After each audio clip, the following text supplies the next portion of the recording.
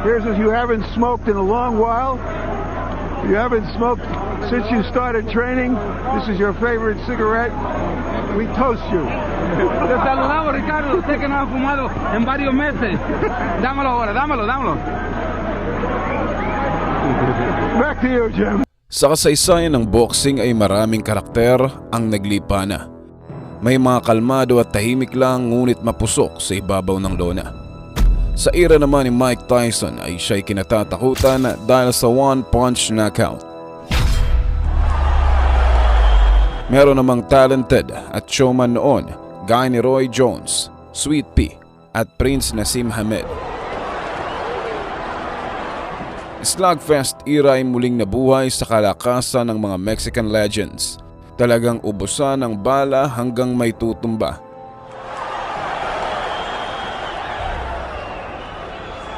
May mga humble din ngunit halimaw kagaya ni Pacquiao. At may mga hambog at trash talker rin na tumatak sa eksena gaya ni Adrian Broner, Keith Thurman at marami pang iba. I already said he's got these T-Rex arms. Manny Pacquiao, T-Rex arms. Pop, pop, pop.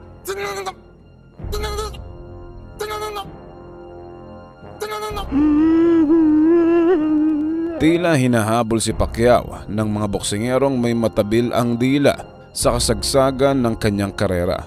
Dahil nga big payday ang hatid niya at syempre samahan pa ng trash talk ng kabila, abay talagang papatok sa takilya. And still undefeated.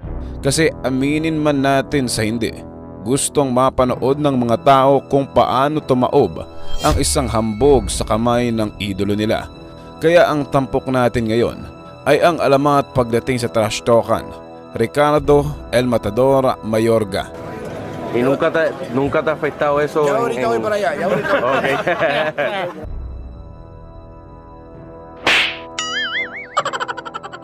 Payosi-yosi lang at gusto niyang ipakita na wala siyang disiplina sa larong nangangailangan nito. Double meaning kapag sinabing may ibubuga dahil naging kampiyon rin at knockout rin ang dala. Tara, talakayin natin ang mga panahong lumutang ang pangalan niya bilang katunggali ni Pacman. Totoo nga ba ang claim ng kampo ni Mayorga na umiwas di umano si Pacquiao? Don King told me that you can knock out Manny Pacquiao. What do you say about that? Yo sí puedo noquear a Pacquiao. I know I can knock him out. Es más, estoy invitando que Manny Pacquiao me vaya a ver. Nature na sa mga boksingero ang maging matapang tuwing sasalang. Ngunit itong si Mayorga ay next level ang karisma. Kung mahilig ka sa gulo at drama bago ang laban, ay talagang sobrang entertaining ng mamang ito.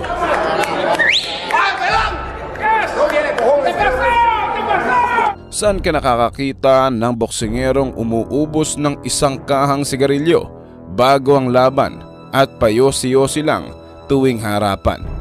Bastos rin ito at may malikot na kamay kaya kilabot pagdating sa mga ring girls. Sa mga panahong ito ay walang tigil ang paggawa ni Pacquiao ng kasaysayan. Nagmarka hindi lang sa larong boxing kundi sa buong mundo. Isang lehitimong global superstar at kahit saan man mapadpad ay dinudumog ng mga tao. Sandamakmak na Hall of Famers lang naman ang tinalo nito. Kahit hindi katangkaran ay nasungkit ang mga titulo sa 8 dibisyon. When he obliterated Ricky Hatton, Miguel Cotto, and then Oscar De La Hoya. Oh my God, I've rarely seen a performance like that. Pila-pila at maraming gustong labanan siya para sa pera at kasikatan. Between 2005 hanggang 2011 ay hindi natalo at sunod-sunod ang winning streak kontra sa mga bigating pangalan. A lot of left hands. I wouldn't send him out for the 12th round, Manny. I don't care how proud he is. There's no way a great fighter should have to go through 3 more minutes of this. Matik, punuan agad ang venue kapag mukha niya ang nakapaskil sa mga poster. Sobrang laki ng epekto sa Pinas dahil walang krimen sapagkat nasa bahay lahat tuwing linggo. Tandaan niyo pa ba? Kahit nga sobrang daming patalastas dati sa GMA tuwing laban niya, abay nagtitiyaga tayong mag-antay dahil libre naman.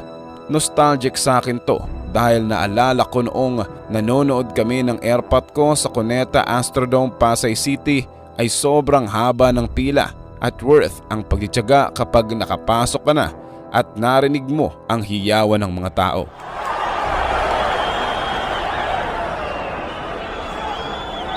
The craziest man in the sport, yan ang bansag sa kanya. Walang mintis ang mga trash talk at pagbibisyo habang binibuild up ang paparating niyang laban. Pumutok ang pangalan ni Mayorga nang talunin niya ng 2 beses ang undefeated na si Vernon Forrest na may 35 wins at 26 knockouts. Sa unang laban ay na-TKO niya within 3 rounds kaya napanatili ang WBA World Welterweight title. Itong si Vernon Forrest lang naman ang pinakaunang nagbigay ng talo kay Shane Mosley na isang Hall of Famer. Natalo noong 2003 si Mayorga sa kamay ni Spinks. Defeated.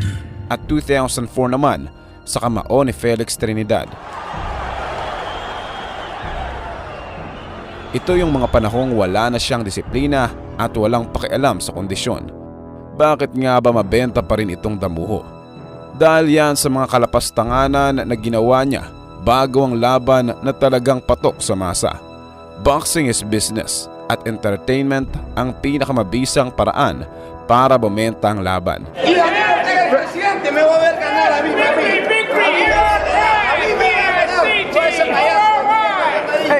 Hay unos boxeadores que realmente sí tienen talento para promover su pelea. 3 Hall of Fame boxers ang nakalaban ni Mayorga na nakalaban din ni Pacquiao. May 2006 ay tinakda ang labanang Oscar De La Hoya versus Ricardo Mayorga. Sobrang init ng build-up sa labanang ito at halos isumpa ni Golden Boy ang barubal na katunggali.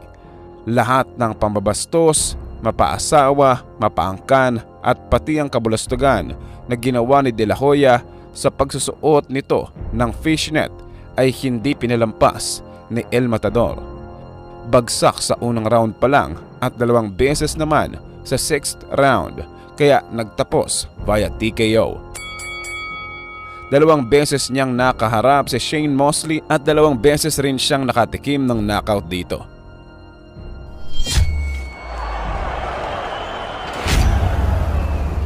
March 2011, nakaharap naman niya si Miguel Cotto. Kilalang kalmado, humble at mabait itong Puerto Rican pero hindi pa rin nakaligtas sa mga pasaring ni Mayorga. No, a mí me cae mal, ¿verdad? No, it's not. Because I don't like him. It's personal, and that's how I'm taking it. Pinaglabanan ang titulong WBA World Super Welterweight title sa MGM Las Vegas pa mismo. Sa kalagitnaan ng laban ay hindi nawala ang mga antics ni Mayorga. Kaso lang, sa 12th round ay TKO ang resulta.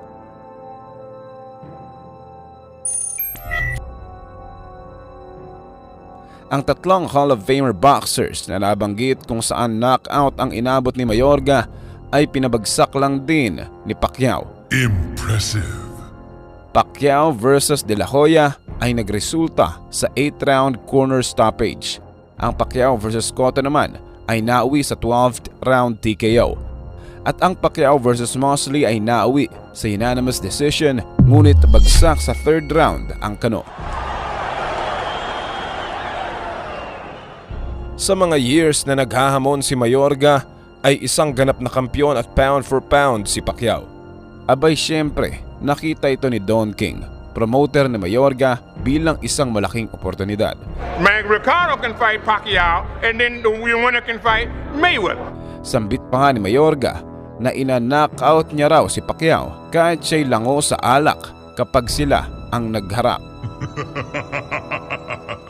Kung nangyari ang laban, may palag nga ba itong El Matador ng Nicaragua? May tangkad na 5'9" at halos kasing laki lang din ni Shane Mosley. Isang typical orthodox fighter at kung titingnang maigi ay average lang din ang boxing skills.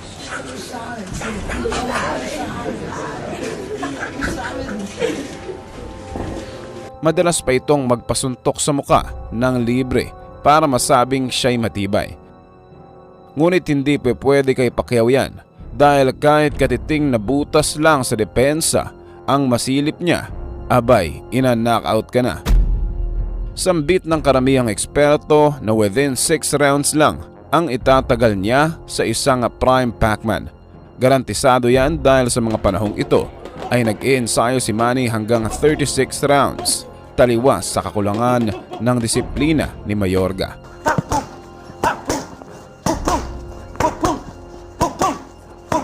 Kaya wala tayong nakikitang tsansa na siya'y makakaisa.